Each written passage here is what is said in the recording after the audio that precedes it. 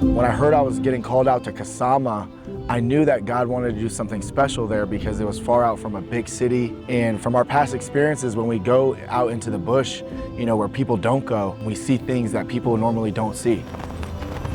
As we're arriving in the city, I was with Evangelist Joe, and I just had this peace come over me that was just like, man, God wants to take this city for Jesus. The first night coming to the crusade, we had peace, we had joy, and then all of a sudden we felt resistance from the devil and from the enemy. And what I mean by that is night number one, a tree fell with people in it that climbed up to hear the gospel. We know right there that, that something was off.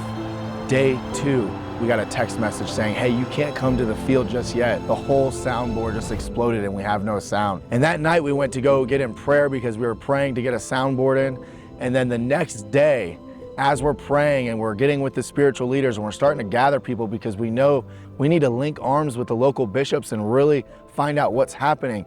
And right before that meeting, tornado sweeping through the crusade field, blowing away our tent, almost taking out a team member. And we said, okay, God wants to do something deeper here.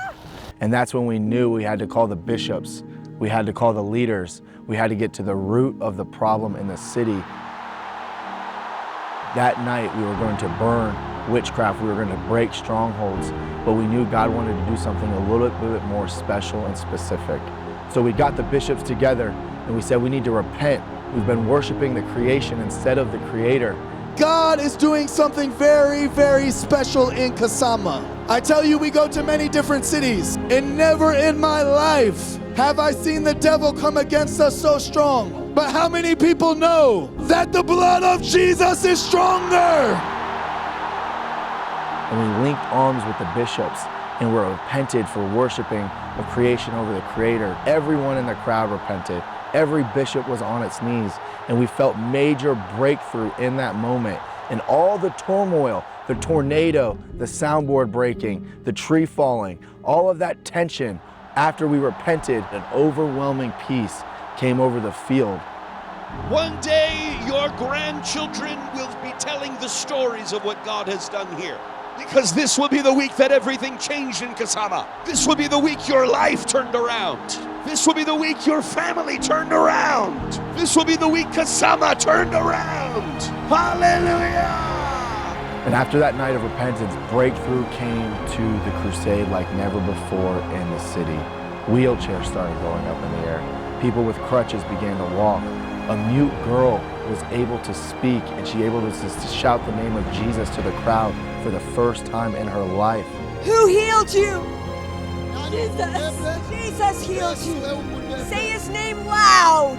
Jesus. Behind the stage, there was a woman who practicing witchcraft, and she brought up all her witchcraft items, burnt them in the fire, repented from her sins, and said that she would follow Christ all of her days.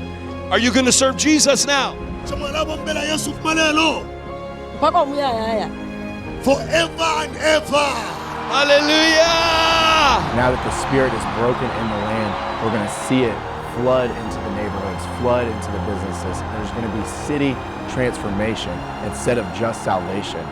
And you see, that's the difference, that we got the root of the problem in the city.